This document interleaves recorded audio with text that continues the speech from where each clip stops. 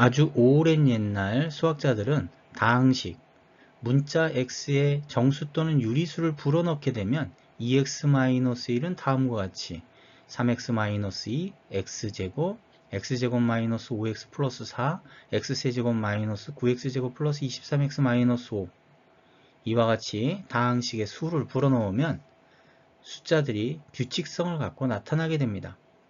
결국 숫자들 속에 나타난 그 규칙성이라고 하는 것은 다항식이 갖는 고유한 성질이 되는 것입니다.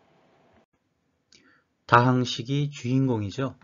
그리고 그 다항식에는 변수 x가 있습니다. 변수 x에 수를 대입하면 시계값을 얻는다는 기능을 담아서 다음과 같이 fx로 표현합니다. 이것을 함수라고 합니다. 변수 x는 특정한 수, 특정한 상수를 대입해서 시계값을 얻을 수 있지만 수의 범위로 자연수, 정수, 유리수, 실수의 범위로 통합적으로 나타낼 수 있고요. 아무런 표현이 없을 때는 일반적으로 실수의 범위로 정의가 됩니다. 마이너스 1에 대한 시계값은 다음과 같이 계산해서 마이너스 4를 얻게 되는데 이때 이 마이너스 4를 우리는 함수값이라고 합니다.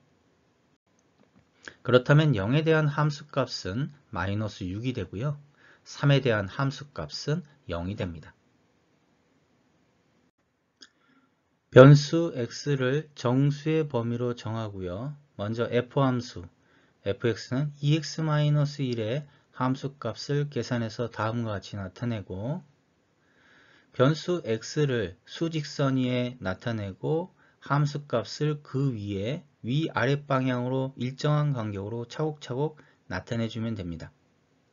먼저 마이너스 1에 대한 함수값이 마이너스 3이었기 때문에 마이너스 1 위치에서 아래로 3칸을 내려가서 마이너스 1에 대한 함수값 마이너스 3을 나타냅니다. 0에 대한 함수값은 마이너스 1이고요. 1에 대한 함수값은 1이니까 위로 한 칸 올라가야 되겠죠? 2에 대한 함수값은 3이니까 위로 3칸, 3에 대한 함수값은 5, 4에 대한 함수값은 7, 5에 대한 함수값은 9, 6에 대한 함수값은 11, 7에 대한 함수값은 13. 이번엔 g함수, gx는 마이너스 x 플러스 3. 이때 함수값을 계산해서 다음과 같이 나타나고 마이너스 1에 대한 함수값이 4기 때문에 위로 4칸 위치에 나타내 주고요. 0에 대한 함수값은 3, 1에 대한 함수값은 2, 2에 대한 함수값은 1, 3에 대한 함수값은 0이고요.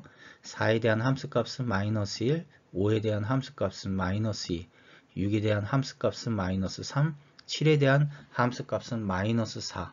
이렇게 해서 함수값을 수직선을 기준으로 위아래 방향으로 나타내주면 됩니다. 16세기에 태어난 수학자이며 철학자인 데카르트는 이와 같이 함수값을 수직선, 이때 이 수직선을 x축으로 놓고 그 x축의 수직 방향으로 y축으로 나타내고요. 그리고 그 y축 방향으로 함수값을 나타내서 바로 좌표 평면 위에 이 점들을 표현하기 시작하게 됩니다. 수직선 위에 있는 한 점은 원점에서 거리에 대한 위치값, 즉 하나의 값을 갖습니다.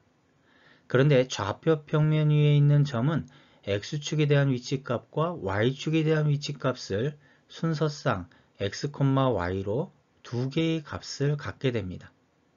이는 좌표 평면 위에 있는 한 점의 의미라고 하는 것, 그 한 점에 두 개의 의미를 담는다 라는 뜻이 되고 이것을 2차원적 개념이라고 합니다.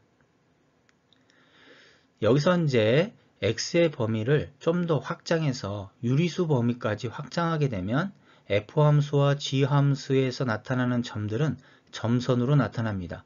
왜냐하면 사이사이에 무리수가 존재하기 때문에 그렇죠.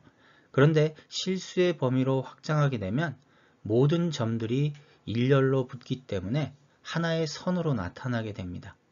즉 실선, 직선이 되는 것이죠.